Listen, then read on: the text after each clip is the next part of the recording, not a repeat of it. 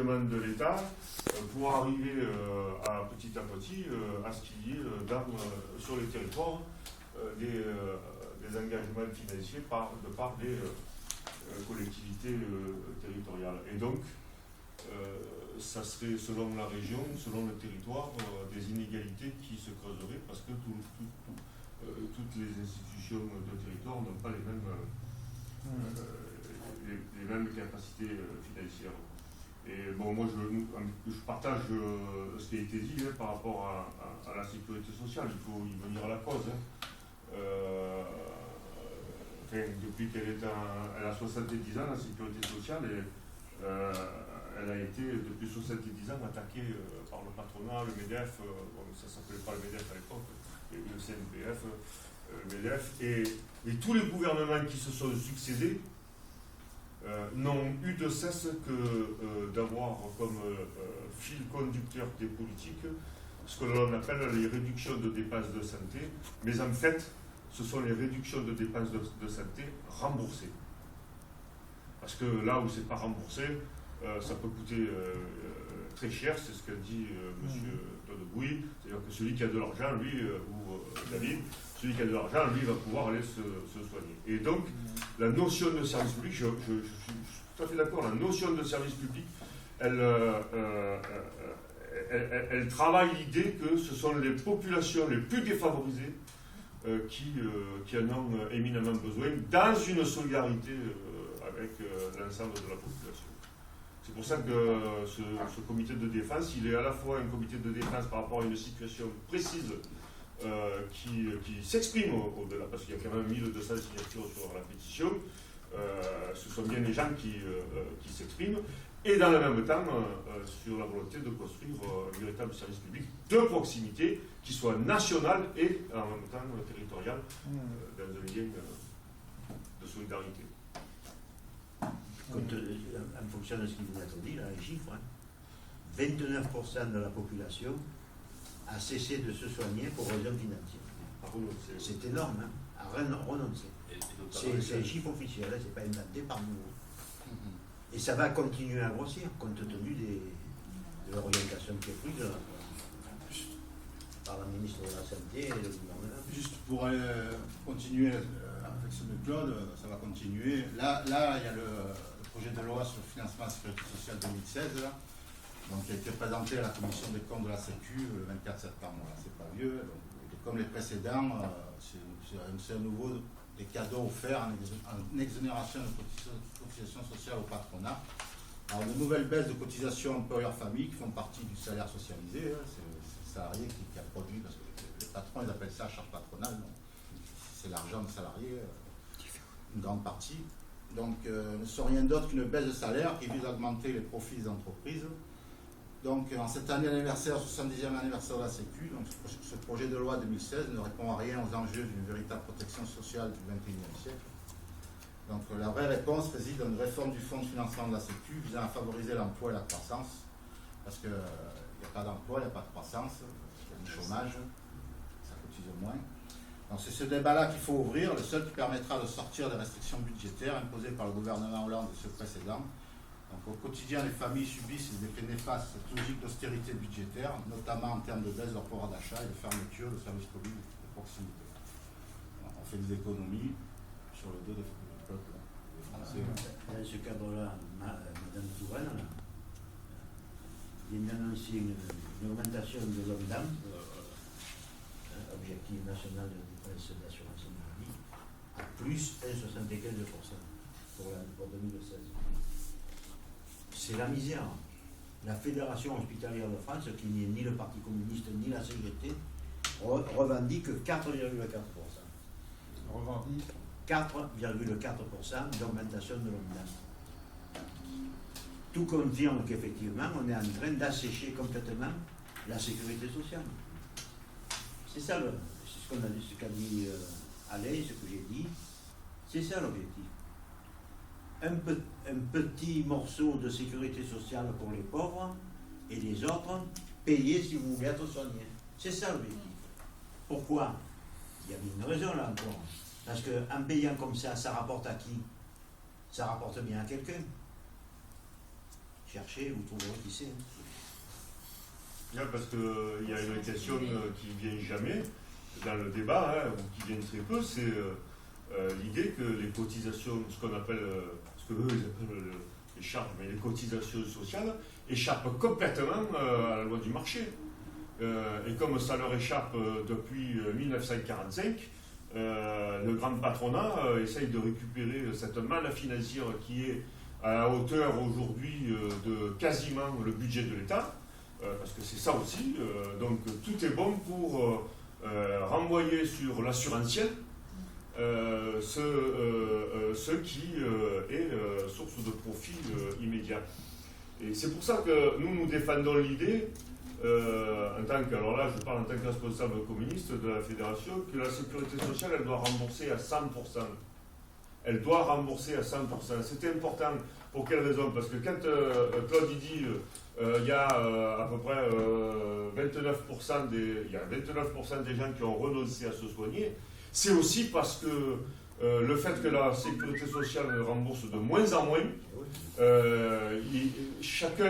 a eu des mutuelles, et maintenant c'est rentré dans la vie, hein, les mutuelles elles font partie de notre système de protection sociale, mais les mutuelles elles ne sont que volontaires et elles sont de plus en plus chères parce que la sécurité sociale rembourse de moins en moins. Et comme le pouvoir d'achat il ne cesse de baisser, et notamment pour les personnes les plus fragilisées, que ce soit ceux qui sont sans emploi, les personnes précaires, les retraités, les veuves, etc., eh bien on renonce à se payer une mutuelle et donc on renonce à avoir des remboursements de médicaments, de frais, etc. Et donc on renonce à se soigner. C'est un cercle vicieux qui amène petit à petit, alors là aussi dans une contradiction, c'est-à-dire qu'on a une espérance de vie qui va de plus en plus loin, mais on va aller très rapidement avoir une espérance de vie qui soit aussi de moins en moins en bonne santé, quoi. Parce qu'on va renoncer à se soigner. Et donc l'espérance de vie, elle va de nouveau baisser si on continue comme ça. Et par rapport à ce que disait M. Bouy, puisque l'espérance de vie va de plus en plus loin, il est donc indispensable à ce qu'il y ait des financements et des dépenses qui sont de plus en plus importantes, mécaniquement.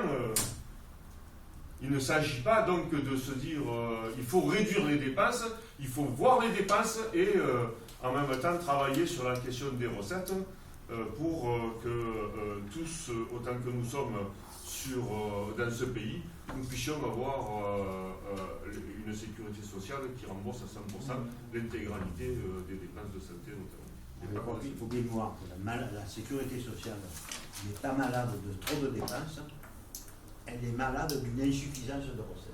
C'est pas la même chose. Et des recettes, on peut en trouver. On peut en trouver rapidement.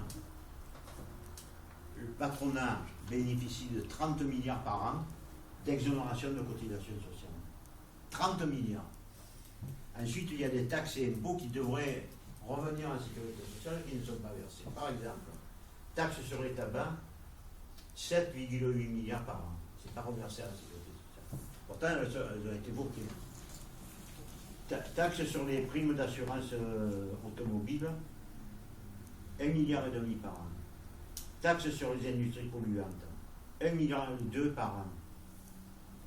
Part de TVA destinée à la Sécu qui n'est pas reversée. L'État prend la TVA et ne la reverse pas. 2,1 milliards, c'est des chiffres officiels. Hein. Vous pouvez aller sur le site de la Sécurité sociale, vous les aurez. Retard de paiement par les entreprises. Les dettes des entreprises, 2 milliards par an. On arrive à plus de 20 milliards.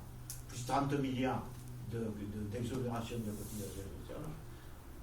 Il y a 12 milliards de déficit à la sécurité sociale.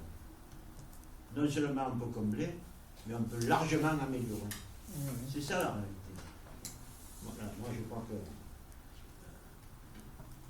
voilà la réalité. Voilà ce que les objectifs que se sont fixés, et le MEDEF et le gouvernement qui sont d'accord sur leur stratégie qui est commune. C'est ça qu'ils veulent. Alors, le secteur assurantiel, j'ai plus le chiffre en tête, mais c'est plus de 200 ou 300 milliards par an qui rentrent dans le secteur assurantiel. Là aussi, il suffit d'y aller sur le site. À peu près 140 milliards de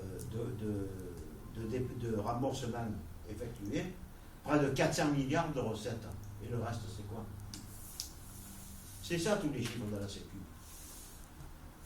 Alors c'est pour ça que vous dites que elle ne souffre pas d'un manque de cotisation, mais d'un manque de... Si, elle manque elle souffre d'un manque de cotisation. Manque de recettes. Qu'on peut trouver. Plutôt que de diminuer les remboursements, moi, je vais prendre mon cas parce que je le connais bien. Un médicament pour le cholestérol, il y a 2 mois remboursé. La fois suivante, je vais à la pharmacie, ça me fera 53 € par mois. Et puis, je vais vous dire le nom du médicament, c'est Omacor. Mais combien de médicaments comme ça? Moi, je discute avec mon pharmacien, il est affolé, bon, il n'est pas de gauche, mais il est affolé quand même. Il reçoit tous les mois des listes de médicaments dont on arrête le remboursement. Alors, soit on a les moyens pour payer, on les achète, soit on n'a pas les moyens et on ne les achète pas. Il m'a signalé le cas de patients qui arrivent à la pharmacie, qui ont une ordonnance et qui disent « vous me donnez que les médicaments qui sont remboursés. Les autres, je ne les prends pas. » On pourrait multiplier. Voilà, c'est ça la situation. Ok. J'ajoute 100 000 chômeurs de moins.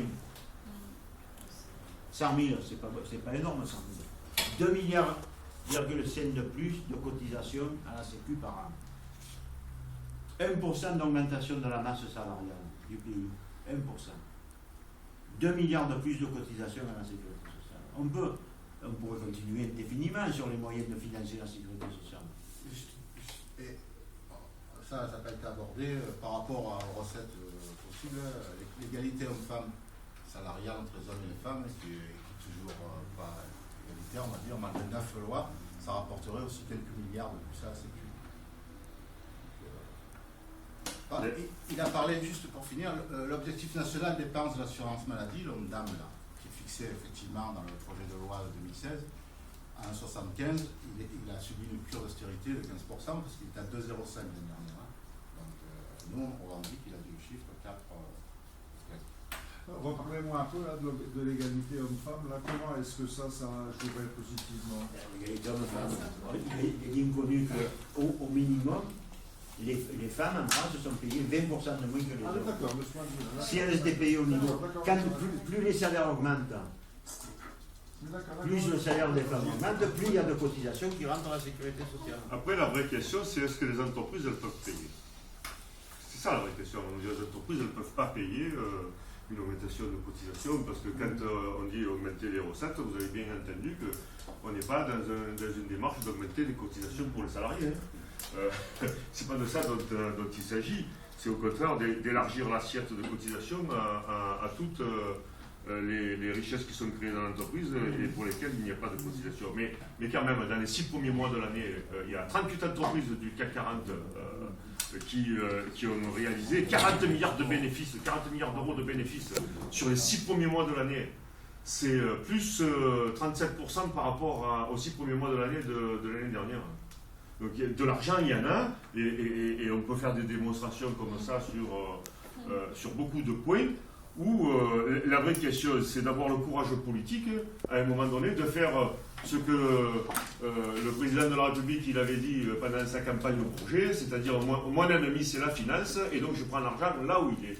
Est-ce qu'il y a le courage politique pour faire ça? Actuellement, ce gouvernement ne l'a pas, ce courage politique, parce qu'il est complètement d'accord avec une société libérale. Et donc c'est pour ça qu'il est absolument indispensable qu'il y ait des mobilisations importantes sur l'ensemble de ces questions. Et celle du 3 octobre, ça va être un moment charnière, alors là, sur la Valette, sur la Garde, le Revest, mais un moment charnière dans la bataille pour justement réouvrir l'accueil qui est à la fois réponse aux besoins des populations, mais en même temps très symbolique sur ce que ça veut dire que la solidarité pour la sécurité sociale. Je vais faire comme des collègues, bouge pas.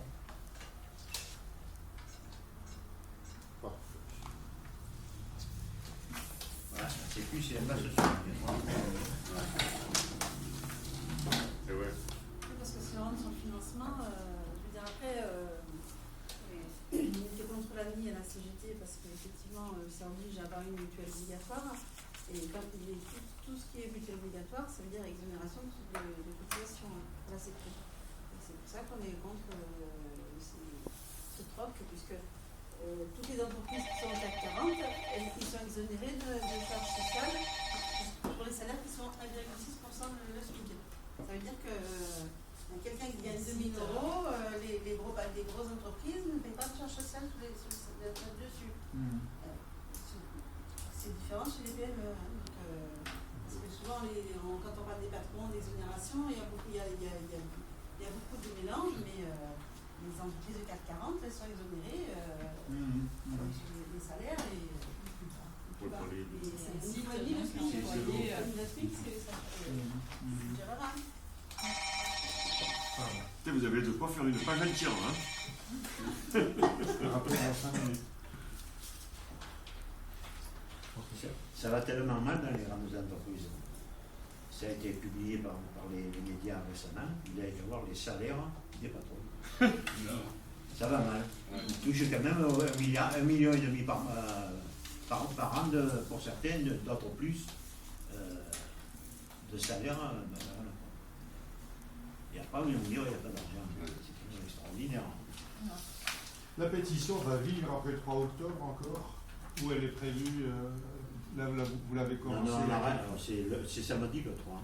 On doit remettre les pétitions. Oui, non, mais est-ce que la pétition, par exemple... La campagne va durer, c'est pour...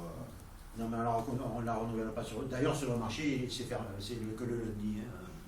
On ne peut pas renouveler sur le marché avant le 3. Non, mais... Non, mais elle est en ligne aussi. Nous, on l'a fait signer au niveau de la CGT dans les entreprises aussi, donc elle est signée. Les copains de la CGT ont prévu de le remettre au conseil d'administration. Sans doute, on aura une autre initiative, on décide ensemble pour remettre les pétitions suivantes, mais c'est vrai que le 3, c'est un moment fort de l'initiative. Je l'ai compris. Mais l'initiative ne s'arrêtera pas là. Je l'ai bien compris comme ça. Parfait. Et là, on va encore remettre quelques pétitions dans les boîtes aux lettres. Ouais. Pour le rappel de samedi. Pas de pétition.